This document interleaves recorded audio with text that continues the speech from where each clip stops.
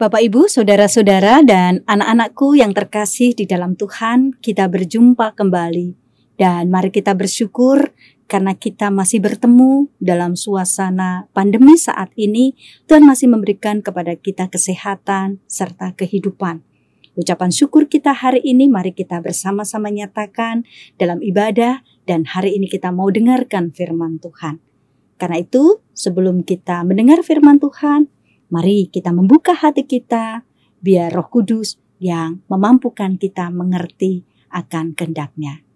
Kita menyatukan hati, mari kita berdoa. Tuhan Bapa di surga, kami bersyukur untuk hari ini. Tuhan memberkati kami. Sekarang kami menyediakan hati kami untuk mendengarkan firman-Mu.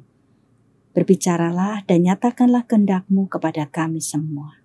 Dalam Yesus kami berdoa. Amin. Firman Tuhan hari ini kita dapat dengar bersama-sama melalui kesaksian kitab Yeremia, Nabi Yeremia, pasal yang ke-31. Kita akan perhatikan ayat 31 sampai dengan ayat yang ke-34. Inilah firman Tuhan untuk kita. Sesungguhnya akan datang waktunya, demikianlah firman Tuhan. Aku akan mengadakan perjanjian baru dengan kaum Israel dan kaum Yehuda.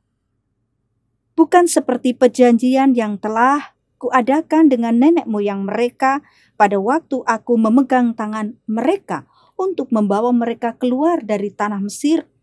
Perjanjianku itu telah mereka ingkari, meskipun aku menjadi Tuhan yang berkuasa atas mereka. Demikianlah firman Tuhan. Tetapi beginilah perjanjian yang kuadakan dengan kaum Israel sesudah waktu itu. Demikianlah firman Tuhan. Aku akan menaruh Tauratku di dalam batin mereka dan menuliskannya dalam hati mereka. Maka aku akan menjadi Allah mereka dan mereka akan menjadi umatku.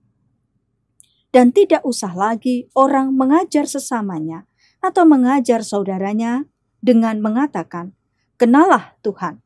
Sebab mereka semua, besar kecil, akan mengenal aku. Demikianlah firman Tuhan. Sebab aku akan mengampuni kesalahan mereka dan tidak lagi mengingat dosa mereka. Demikianlah firman Tuhan yang berbahagia setiap kita yang mendengar dan melakukan dalam hidup kita sehari-hari. Amin. Bapak, Ibu, Saudara yang terkasih di dalam Tuhan, ada salah satu lagu populer yang dikenal oleh anak-anak pemuda. Lagu itu dinyanyikan oleh Denny Caknan yang judulnya Kartonyono Medhot Janji.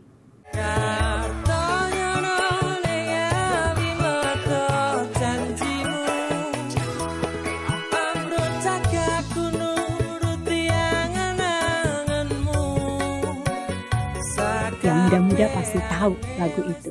Kadang-kadang yang sepuh juga tahu tentang lagu itu. Lagu ini mengisahkan perjalanan kisah sepasang kekasih. Mereka memadu janji, mereka memadu kasih dan bersama-sama. Tetapi suatu saat yang perempuan atau yang satunya meninggalkan kekasihnya.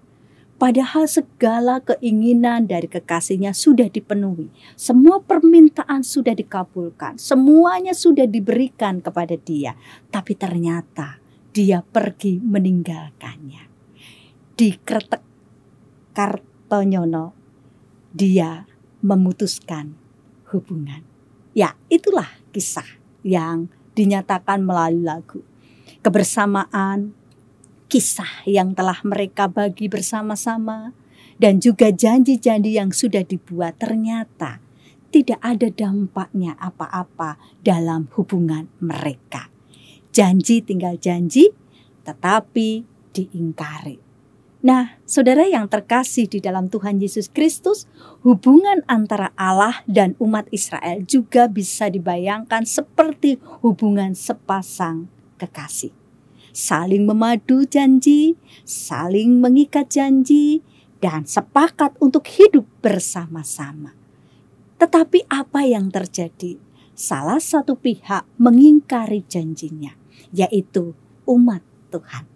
Nah, itulah yang kemudian diungkapkan dalam teks kita kali ini melalui Yeremia 31 ayat 31 sampai dengan 34. Dinyatakan pada waktu itu Tuhan telah mengikat janji dan membuat janji dengan umat Israel. Dengan mengatakan, aku akan menjadi Allahmu dan kamu menjadi umatku. Dan Allah berjanji kepada umat bahwa Allah akan memberikan apa yang diperlukan oleh umat Israel. Dan apa itu? Yang pertama adalah Allah berjanji kepada nenek moyang bangsa Israel pada waktu itu bahwa Dia berjanji untuk membawa mereka dan menolong mereka untuk keluar dari tanah perbudakan, yaitu Mesir. Karena itu bagaimana Allah kemudian menolong mereka melalui Musa dan melalui berbagai macam cara, termasuk di dalamnya menumbuhkan atau memberikan segala macam penyakit dan juga segala macam hal yang terjadi di dalam kehidupan orang-orang Mesir.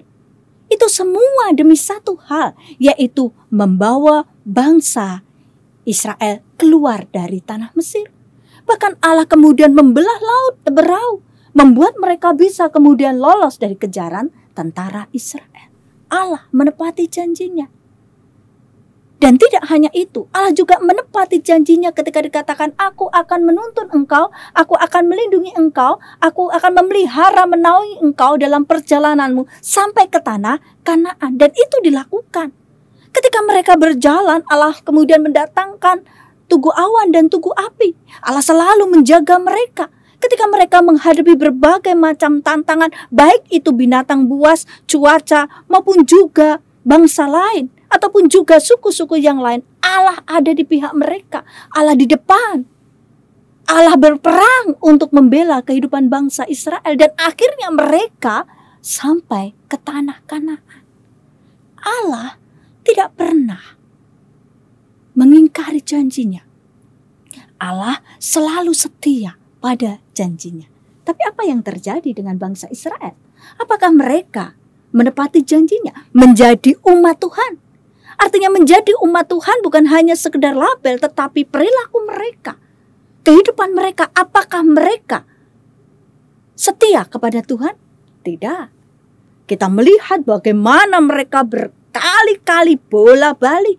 Mereka sering menggerutu kepada Allah. Mereka sering bersungut-sungut. Mereka tidak mau mendengarkan perkataan Allah. Mereka sering kali tergoda dengan kehidupan-kehidupan yang lain. Mereka tergoda dengan kehidupan bangsa-bangsa lain atau suku-suku lain. Mereka kemudian tergoda dengan keinginan mereka.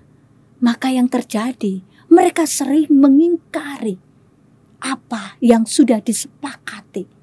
Mereka tidak mau percaya kepada Tuhan dan tidak mau mengikatkan diri kepada Tuhan. Saudara, kalau orang diingkari, apa yang dirasakan? Sakit hati kan? Marah. Dan seharusnya orang yang melakukan itu harus diberi sanksi, harus dihukum. Karena dia sudah mengingkari kesepakatan bersama, mengingkari keinginan bersama. Tapi mari kita lihat apa yang dilakukan oleh Allah. Apakah Allah kemudian marah dan menghukum mereka sedemikian rupa dan memberi sanksi berat kepada mereka? Oh tidak. Teks kita kali ini tidak. Malah kemudian Tuhan mengatakan, baiklah kalau demikian. Sekarang aku akan memperbaharui janji itu. Diperbaharui, saudara. Bukankah itu menunjukkan kemurahan hati yang luar biasa yang ada di dalam diri Allah? Mungkin orang lain sudah gak mau lagi hubungan dengan dia, tapi dia mau memperbaharui janji itu. Dia ingin memperbaiki apa yang salah, apa yang tidak ditepati. Dia ingin membuat kembali menjadi lebih baik. Dan bagaimana cara Allah memperbaharui kehidupan mereka? Allah kemudian mengatakan, baiklah aku akan menaruh Taurat itu di hati umat. Sekarang Taurat bukan lagi sebuah tulisan yang ada di loh batu, tetapi Taurat itu kemudian dilekatkan, diberikan di dalam hati mereka, supaya setiap saat umat mengingat akan Allah, umat senantiasa menjadi percaya kepada Tuhan dan umat senantiasa memahami tentang kehendak Tuhan, maka Taurat itu melekat di dalam diri kita, di dalam hati bangsa Israel. Sehingga dikatakan orang tidak lagi perlu mengajar satu dengan yang lain. Apa? Karena mereka tahu. Karena semua itu, rahasia-rahasia itu, perkataan-perkataan dan seluruh pengajarannya sudah aku berikan langsung kepada mereka, baik besar maupun kecil. Itu yang pertama. Yang kedua, yang menarik adalah ketika Tuhan mengatakan, aku akan mengampuni dosa mereka. Aku tidak akan lagi mengingat tentang semua itu. Aku nggak usah kemudian, tidak akan mungkin kemudian mengungkit-ungkit apa yang terjadi. Biarlah dulu menjadi dulu. Aku sudah melupakan semua itu. Aku sudah mengampuni dosa-dosa mereka. Sekarang aku akan berjalan menatap masa depan bersama dengan mereka. Oleh sebab itu, tema khotbah kita adalah kasih anugerah melampaui hukuman. Saudara yang terkasih, melalui teks kita kali ini, kita melihat betapa sangat besar cinta kasih Allah kepada manusia. Allah memiliki jiwa yang besar untuk memaafkan segala pelanggaran-pelanggaran dan dosa-dosa yang dilakukan oleh manusia. Allah begitu mengasihi manusia sehingga dia bersedia untuk terus memperbaharui janji yang ada supaya selalu baru, dan itu berarti ada masa depan, kehidupan yang baru yang hendak Tuhan nyatakan dan berikan kepada umat Tuhan. Anugerahnya begitu sangat besar. Dia tidak pernah menghitung dan mengingat kesalahan manusia. Seringkali manusia selalu mengingat kesalahan orang lain, tetapi Allah tidak pernah mengingat semua itu. Yang sekarang dilakukan oleh Allah adalah bagaimana Allah ingin manusia hidup lebih baik. Manusia yang dicintainya hidup di dalam keselamatan. Manusia hidup di dalam pengharapan dan kebahagiaan di dalam kehidupannya. Maka anugerahnya yang begitu besar dinyatakan kepada manusia melalui hukum Taurat yang kemudian dilekatkan dalam diri manusia. Demikian juga melalui pembaharuan-pembaharuan dan pengampunan-pengampunan yang Tuhan berikan, yang berpuncak pada karya penebusan Tuhan Yesus Kristus.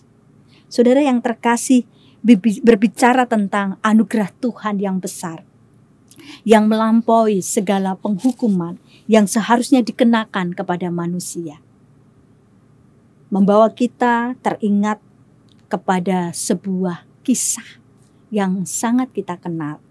Adalah kisah dari seorang yang bernama John Henry Newton. Dia adalah pertama seorang budak yang ingin hidup lebih baik, dan dia ingin menjadi orang yang kemudian bisa mengubah hidupnya. Nah, salah satu caranya adalah ketika dia ikut berlayar. Di tempat berlayar itu, di kapal itu, seperti budak-budak yang lain, dia mengalami penganiayaan yang hebat. Dia mengalami kondisi yang sangat brutal ketika sebagai budak dia kemudian dipukuli, kemudian dipukuli dan tidak disiksa sedemikian rupa.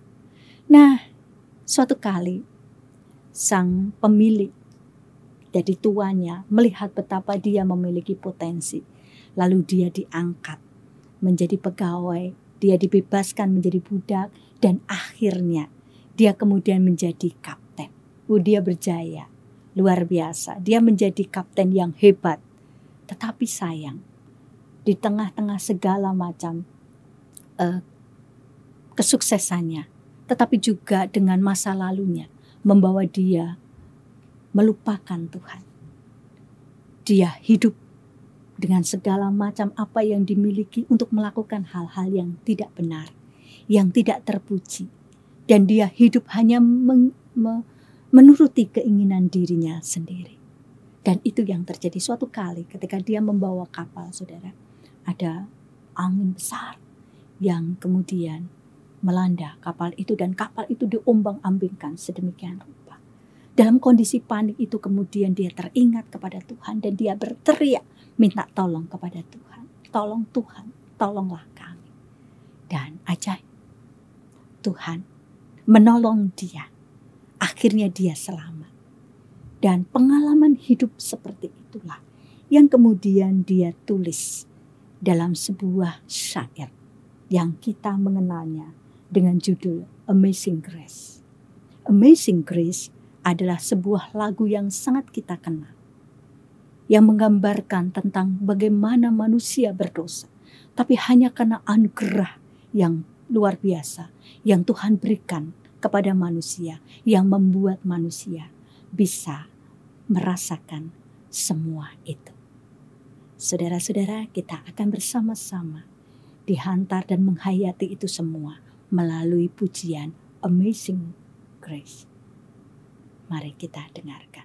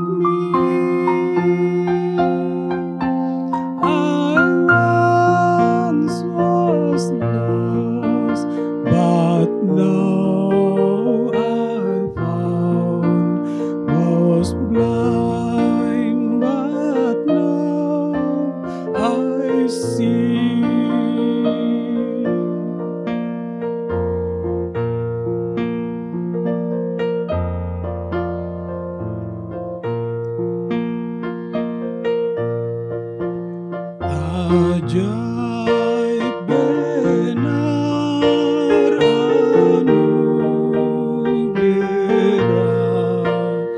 membaharui hidupku.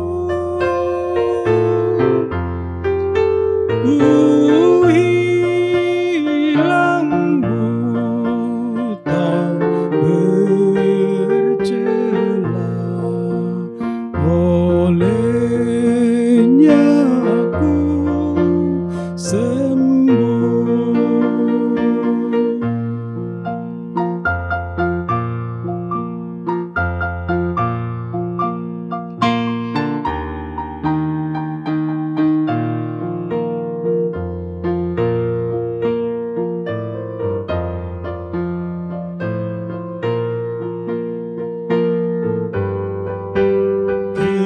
Ketika insafku cemas, sekarang ku lega. Syukur bebanku telah lepas berkat anugerah,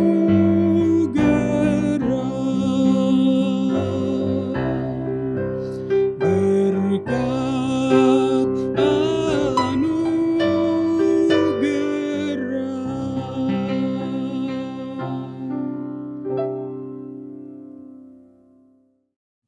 Mari kita berdoa bersama-sama. Terima kasih Tuhan untuk firman yang boleh kami dengar. Betapa bahagianya kami dan beruntungnya kami, karena Engkau tidak pernah menghitung pelanggaran kami. Tapi kebaikan Tuhan justru membuat kami menjadi malu. Betapa kami seringkali tidak seturut dengan kehendak-Mu. Maka melalui firman Tuhan hari ini ajar kepada kami, untuk kami bisa menikmati anugerah Tuhan dalam kehidupan kami, kesempatan yang Tuhan berikan kepada kami dengan kami melakukan hal-hal yang baik, dengan mengisi kehidupan ini demi untuk kemuliaan nama Tuhan. Terima kasih Tuhan. Amin.